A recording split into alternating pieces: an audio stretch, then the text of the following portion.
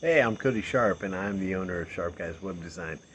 A lot of people they come to us and they're interested in search engine optimization, and they ask us, like, what can we do to drive more traffic to our website? And honestly, there's a lot of things you can do, but I want to talk to you about the one thing that nobody seems to start with, and that's the traffic that they already have to their website.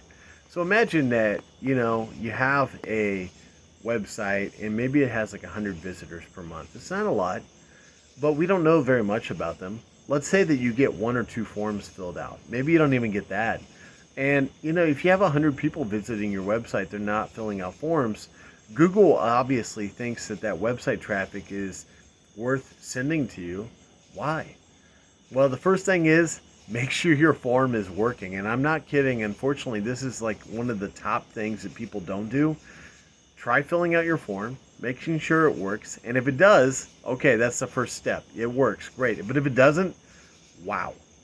Do you have all the history of all the other people that filled out that form? It might not be the case. And if that's the case, no amount of website traffic was ever going to fill out a form and come to you.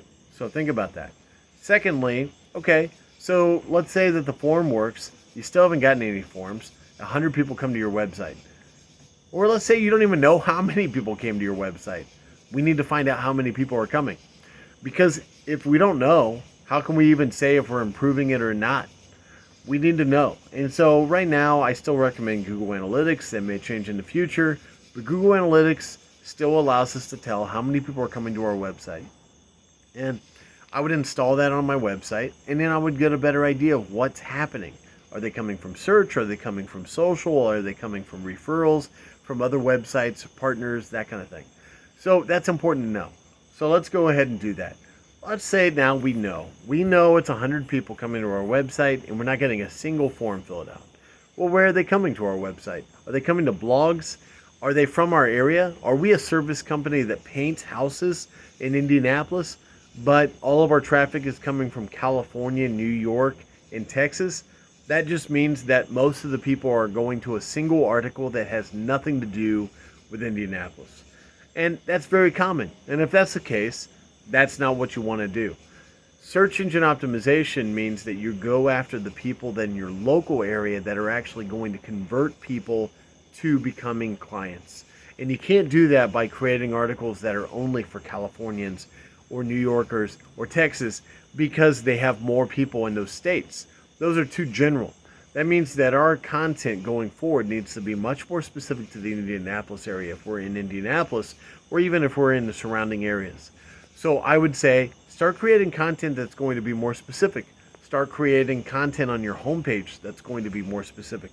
If you're a service area industry and you don't have content that's specific to your service area, if your content doesn't utilize the major metropolitan area in your service area, then you're missing out. Do that first. Secondly, then I would go ahead and start saying, okay, maybe I'm not a service area company. I'm a national company. I'm a software as a service. I can be used anywhere. Okay, that's fine. But that doesn't mean that there's not reasons for you to create content for those areas that need software as a services. So create content for people that are in New York City that also need banking software. Create content for people that are in California that also need donor management software. Create content that's specific to a location. Why? Because people search for location and then they search for what they're looking for.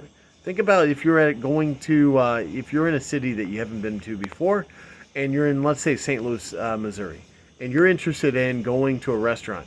You might search for what? Nearby restaurants, St. Louis restaurants, something like that, right? Well, that's how people are too. They're thinking about wanting to work with a company that's local to them. And unless they're thinking about working with a company like Google or IBM or Amazon, they're thinking about working with somebody that's local, and they're thinking about people that can provide the service for them. So when you think about search engine optimization, start with the people that you already have, and then go to the people that you could have if you started creating content that was specific to the people in your location. Thanks. I'm Cody Sharp, owner of Sharp Guys Web Design. Reach out if you have any questions.